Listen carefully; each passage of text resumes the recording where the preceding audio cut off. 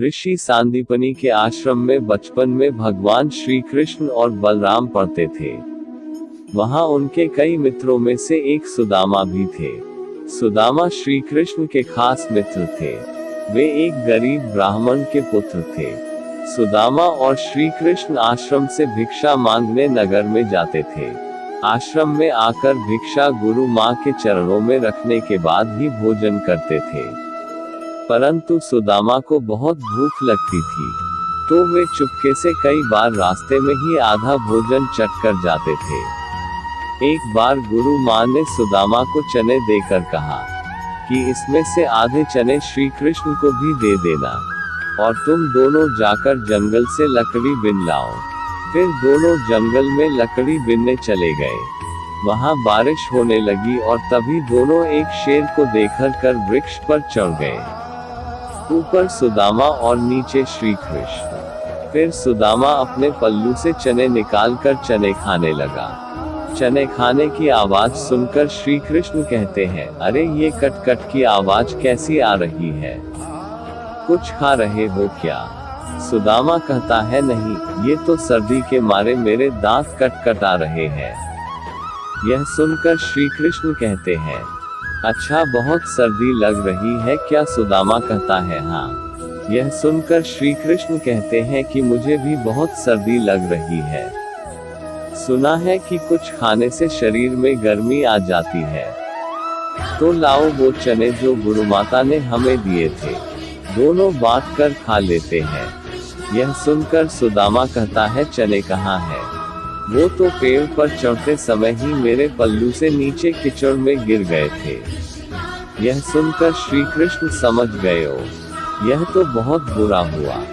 यह सुनकर नीचे की डाल पर बैठे भगवान श्री कृष्ण अपने चमत्कार से हाथों में चने ले आते हैं और ऊपर चढ़कर सुदामा को देकर कहते हैं कि पेड़ पर फल तो नहीं, लेकिन मेरे पास ये चने हैं।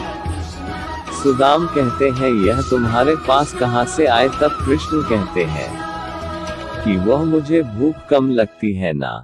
जब पिछली बार गुरु माता ने जो चने दिए थे वह अब तक मेरी अंटी में बंधे हुए थे, ले लो, अब जल्दी से खा लो। यह सुनकर सुदामा कहता है, नहीं नहीं, मैं इसे नहीं ले सकता। तब श्री कृष्ण पूछते हैं, क्यों नहीं ले सकते? सुदामा रोते हुए कहता है कि क्योंकि मैं इसका अधिकारी नहीं हूँ, और मैं तुम्हारी मित्रता का भी अधिकारी नहीं हूँ। मैंने तुम्हें धोखा दिया है कृष्ण, मुझे क्षमा कर दो। कृष्ण कहते हैं, अरे जिसे मित्र कहते हो उससे क्षमा मांगकर उसे लज्जित न करो मित्र। इसी प्रकार एक बार श्री कृष्ण सुदामा को वचन देते हैं कि मित्र, जब भी तुम संकट में खुद को पाए तो मुझे याद करना, मैं अपनी मित्रता जरूर निभाऊंगा। बलराम और श्री कृष्ण आश्रम में भिन्न भिन्न कार्य करते थे। एक बार श्री कृष्ण, बलराम और सुदामा भिक्षा मांगने के लिए गए। एक द्वार पर खड़े होकर तीनों भिक्षामदेही कहते हैं तो एक महिला अपनी बेटी के साथ भिक्षा लेकर बाहर आती है और कहती है, ब्रह्मचारियों, आज आने में बहुत देर कर दी। यह सुनकर श्री कृष्ण कहते हैं, माता, आज सारे आश्रम में सफाई करनी थी, बहुत काम था, इसलिए विलंब हो गया। आपको प्रतीक्षा करना पड़ी, उसके लिए क्षमा करें। यह सुनकर वह महिला कहती है, अरे क्षमा कैसी? मैं तो इसलिए प्रतीक्षा कर रही थी कि रोज तुम रूखी सूखी रोटी लेकर जाते हो। आज घर में मालपुआ बने थे तो मैंने सोच तुम जल्दी आ जाओगे तो गरम गरम खाओगे। देखो, मैंने कपड़े से ढककर मालपुआ गरम गरम रखे हैं तुम्हारे लिए। यह देखकर सुदामा का मन ललचा जाता है। वह कहता है, मालपुआ, आज मालपुए बने हैं। वह महिला कहती है, हाँ, आज घर में पूर्णमासी की पूजा थी। फिर वह तीनों को मालपुए देकर कहती है, अब इसे जल्दी से खाओ, गरम गरम खाने में आनंद आता है। सुदामा तो खाने ही वाला रहता है कि तभी श्री कृष्ण कहते हैं, नहीं माता, हम यहाँ नहीं खा सकते। वह महिला पूछती है, क्यों? तब श्री कृष्ण कहते हैं कि आश्रम का यही नियम है कि सारी भिक्षा गुरु चरणों में अर्पित कर दी जाए, फिर वह उसमें से जितना दे वही हमें खाना चाहिए। यह सुनकर सुदामा को अच्छा नहीं लगता है। यह सुनकर वह महिला गुरु के लिए भी मालपुए का एक पैकेट दे देती है। अब उन तीनों के पास 4 पैकेट हो जाते हैं। फिर तीनों वहां से चले जाते हैं। रास्ते में एक नदी के किनारे रुककर बलराम और श्री कृष्ण हाथ मुंह धोने जाते हैं। इसी दौरान सुदामा मालपुए निकालकर चुपचाप खाने लगता है। तभी श्री कृष्ण उसे मालपुए खाते हुए देख लेते हैं और मुस्कुरा देते हैं। फिर वह चुपचाप उनके पास पहुंचकर कहते हैं, तुम समझते हो कि मैंने कुछ नहीं देखा। तभी सुदामा पत्तल को मोड़कर मालपुए ढांक देता है और कहता है, नहीं नहीं, मैं तो कुछ भी नहीं खा रहा हूँ। तब श्री कृष्ण कहते हैं, देखो झूठ बोलना पाप है। यह सुनकर सुदामा कहता है, और ब्राह्मण को भूखा रखना भी पाप है। यह सुनकर कृष्ण कहते हैं, मैं तुम्हें भूखा रख रहा हूँ। तब सुदामा कहते हैं, और क्या उसने कितनी ममता से कहा था कि मेरे सामने खा लो, और तुमने आश्रम के सारे नियम बता दिए।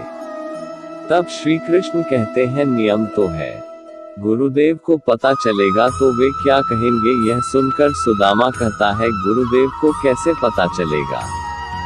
रोज हम 3 रोटी लेकर जाते हैं, तो आज भी 3 रोटी लेकर जाएंगे। हाँ, यदि तुमने गुरुदेव को न बता दिया तो। यह सुनकर कृष्ण कहते हैं कि देखो, मैं तुम्हारा मित्र हूँ और मित्रता का धर्म कहता है कि मित्र की कमजोरी पर पर्दा डालना चाहिए। यह सुनकर सुदामा कहता है, तो तुम नहीं कहोगे? श्री कृष्ण कहते हैं, कदापि नहीं। यह सुनकर सुदामा कहता है, तो फिर सारे मालपुए खा लूं? श्री कृष्ण कहते हैं, हाँ खा लो। फिर सुदामा खा लेता है, तो श्री कृष्ण मालपुए की एक पत्तल निकालकर सुदामा को देते हैं और कहते हैं, ये तुम्हारे हिस्से की भिक्षा हो गई, गुरु माता को दे देना। यह देखकर सुदामा प्रसन्न होकर कहता है, कुछ भी कहो, तुम मित्र बड़े खरे हो। कहते हैं कि सुदामा जी शिक्षा और दीक्षा के बाद अपने ग्राम अस्मावतीपुर में भिक्षा मांगकर अपना जीवन यापन करते थे। सुदामा एक गरीब ब्राह्मण थे। विवाह के बाद वे अपनी पत्नी सुशीला और बच्चों को बताते रहते थे कि मेरे मित्र द्वारिका के राजा श्री कृष्ण हैं, जो बहुत ही उदार और परोपकारी है। यह सुनकर एक दिन उनकी पत्नी ने डरते हुए उनसे कहा कि यदि आपके मित्र साक्षात लक्ष्मीपति हैं और उदार हैं, तो आप क्यों नहीं उनके पास जाते हैं?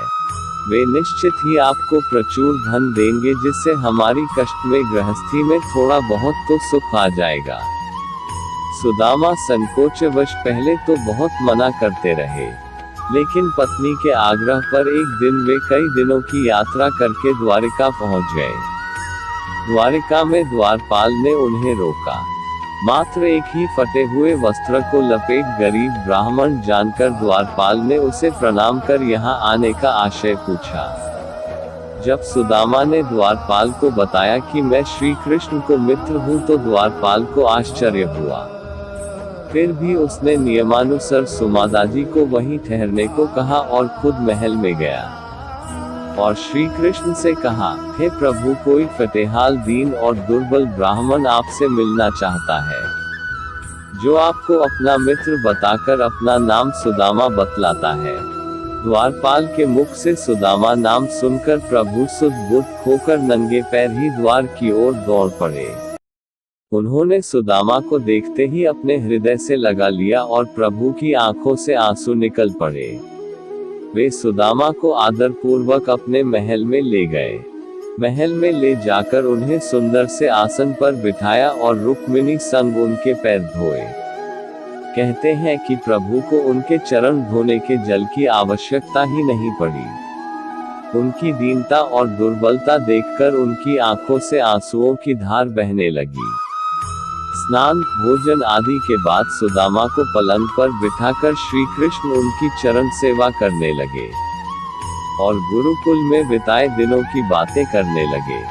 बातों ही बातों में यह प्रसंग भी आया कि किस तरह दोनों मित्र वन में समिधा लेने गए थे और रास्ते में मूसलधार वर्षा होने लगी, तो दोनों मित्रों एक वृक्ष पर चढ़कर बैठ गए।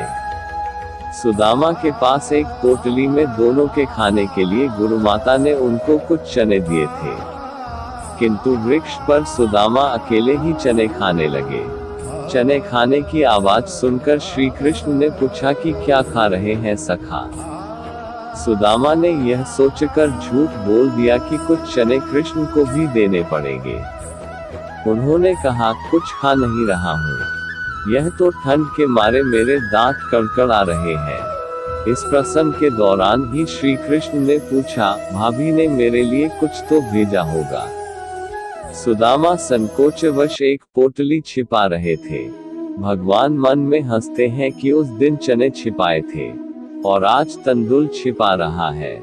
फिर भगवान ने सोचा कि जो मुझे कुछ नहीं देता मैं भी उससे कुछ नहीं देता, लेकिन मेरा भक्त है तो अब इससे छीनना ही पड़ेगा।